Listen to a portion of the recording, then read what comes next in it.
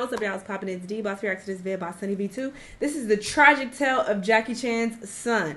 And he's like being arrested or whatever the case. We're going to see what's going on. I remember hearing something a long time ago. I don't know how true this is. But some type of headline or something said that Jackie Chan didn't share any of his wealth with his kids or his son. I don't know how many kids he got. And I was like, damn, that's crazy. I will be pissed if my daddy was rich as Jackie Chan and was like, I'm not giving you anything. You have to work for your own money. Find your own way. Figure it out. Bye.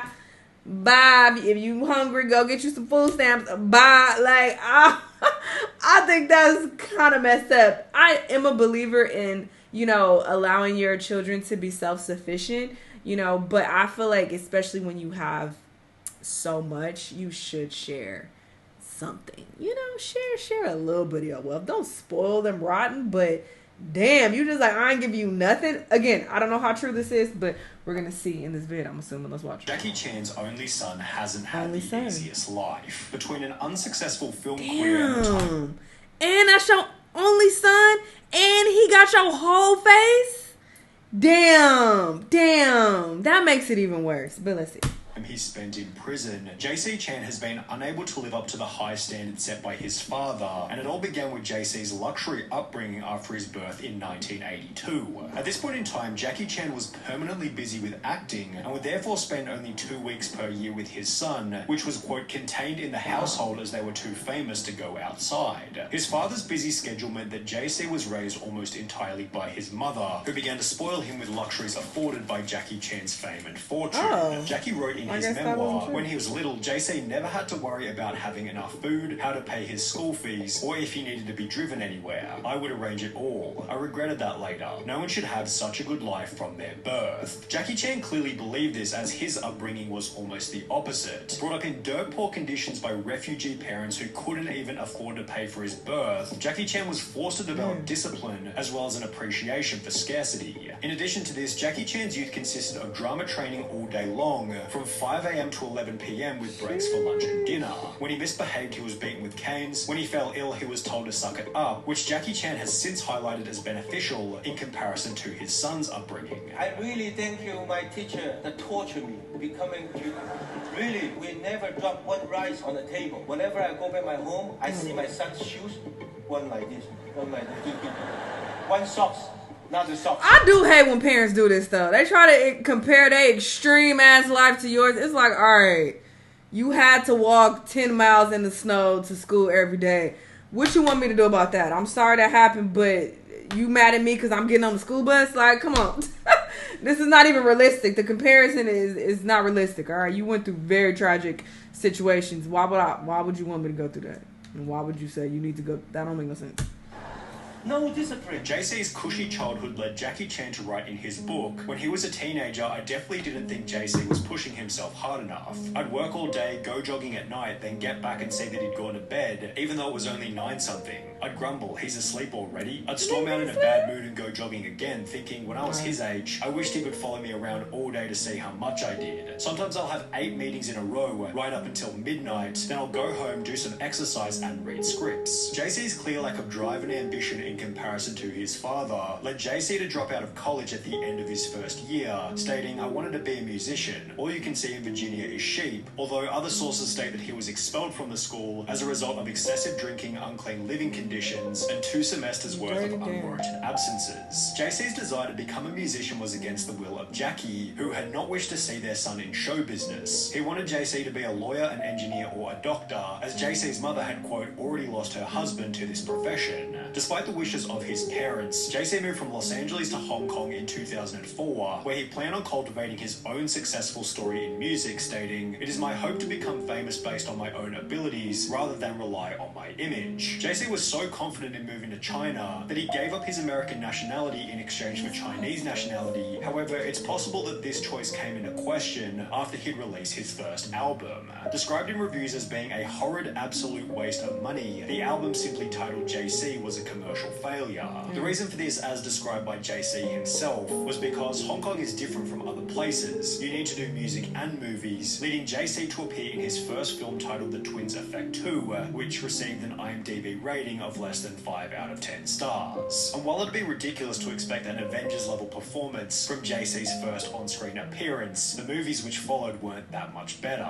He'd appear alongside his father for Jackie Chan's 100th movie titled 1911 Revolution, yet the collaboration resulted in Jackie Chan's least financially successful and least positively received picture to date, grossing only $127,000 before receiving a score of 8% on Rotten Tomatoes. 1 year later, JC would play the main character in a movie called Double Trouble, which also entered media headlines after grossing an even more pitiful $9,000 during its first 2 weeks, making it one of the biggest box office flops in history. Yeah. To add insult to injury, JC would then play the main role in a movie called Whoever, which, despite a government mandate forcing it to be played in half of the country's cinemas, failed to crack the Chinese top 10 and has received only 15 ratings on IMDb since its release in 2012. The only positive news for JC seemed to have been coming from his music career, as his second studio album would top Taiwanese charts in 2010, although it seems the album hasn't achieved much long-term success, as there's not even a single online review for the music, and it took about 30 minutes of digging just to find the track list. The performance of the album was unimportant anyway, because on the 14th of August 2014, JC would find himself in a profound new media scandal, making every prior controversy seem insignificant. Police would upload footage of JC Chan being arrested at his parents' $10 million luxury Beijing apartment, during which he'd admit to having approximately 100 grams of weed in his cupboard. This was extra bad for the Chan family's reputation, as Jackie Chan had been China's official anti-drug ambassador since 2009. For this reason, Jackie Chan would take to social media to apologize, writing, "For my son JC to get into such trouble, I'm very angry and astonished. As a public figure, I'm ashamed. As a father, I'm heartbroken. I can't begin to describe his mother's pain. I failed to be a good father and I deserve the blame. I will take the responsibility and apologize to the public on behalf of JC."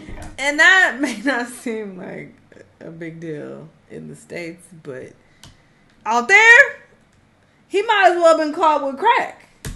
In the process, Jackie practically disowned his son, stating that he hadn't and didn't plan on using any of his connections to lessen JC's sentence. I have not visited him even till now. I did not even use any connections to call anyone. If JC only went in jail for 1 week or 10 days, how would the public look at us? We are public figures, and all the more we have to abide by the laws, which was accompanied by Jackie Chan somewhat hilariously telling JC's lawyer to slap him twice for me. While Jackie Chan wanted absolutely nothing to do with JC, the Chinese government took the opposite approach, making a public anti-drug example out of JC by televising the trial, which would happen approximately 4 months after his arrest. JC was sentenced to 6 months in prison and was ordered to pay... I thought it was supposed to be like 20 years or something. I was scared for him for a second. $320 fine for possession as well as the crime of sheltering others to take drugs. JC took this sentence humbly, stating, "I have broken the law and should be punished. When I return to society, I will not repeat this because I have let my family and friends down yet again, although this wasn't enough to satisfy his parents, who didn't even attend the trial." Whilst in prison, JC would send letters to his mother in which he explained that he experimented with drugs because of the bad crowd he was mixing with, and started relying on drugs to soothe himself whenever he felt upset. JC also wrote about the struggles he faced growing up in a famous family, and revealed that the expectations of fame placed a lot of pressure on him. He then expressed his unhappiness with Jackie for not showing him enough concern. However, his father wasn't rushing to offer any kind of sympathy. Jackie Chan would state in an interview, "I hope to be an anti-drug ambassador for life. I even hope that after JC is out, he can be an anti-drug ambassador too, telling everyone to stay away from drugs," which was followed by Jackie stating publicly that he supports the death penalty for certain serious offences. Additionally, Jackie Chan would announce that he would donate the entirety of his reported $350 million net worth to charity and not pass it on to his son JC, adding, "If he is capable, he can make his own money. If he is not, then he will just be wasting my money." The problem is JC's earning capacity has been stifled pretty severely as a result of the public sentencing. For example, in the 3 years prior to his arrest, JC acted in 10 different movies. However, since his imprisonment almost 10 years ago, he's appeared in only 3 films, one of which he wasn't even credited for as a result of the scandal. JC also lost endorsements from Adidas, Nivea, Yishion, Johnson & Johnson contact lenses, Stride Gum, KFC, and Chevrolet, with this rock bottom causing him to return to America, even though he was no longer a citizen there. The father and son still share a residence in Hong Kong, though they don't spend much time together. As As an actor, a businessman, and his city's unofficial goodwill ambassador at large, Jackie Chan has a busy schedule. The two seem to have reconciled since JC moved back to the USA, yet JC continues to differ himself, stating, "I don't want to always follow my dad's footsteps. I want to be different," adding that he's tired of being a person in his father's shadow. Since moving back to the US, JC has made efforts to turn his life around, directing his first film in 2021 titled Goodnight Beijing, and according to IMDb, he has another 2 movies on the way. Damn, JC. But honestly, I don't even feel like he did anything too crazy. I've heard way worse stories about, the children of celebrities, things that they've done. And this is light compared to, the wild shit they have gotten into. So I do think Jackie is a bit hard on him. And not leaving him any of your fortune, I think is pretty fucked up. You got a fortune of $350 million and you're going to leave all of it to charity and none to your son, your only son? Like, that's fucked up. Who has your whole face? That's fucked up. And I wonder, did he come to this decision, after the whole jail situation? He feeling like, well, you're a troublemaker, so figure it out on your own. Like, are you trying to punish him for that or what? I just think that's messed up. You can leave some to charity, of course, but to leave your only son absolutely nothing, I think is a bit shady. But that's just my opinion. Y'all let me know what y'all think. Let me know what other videos you want to watch, and I'll see you on the next one. Bye!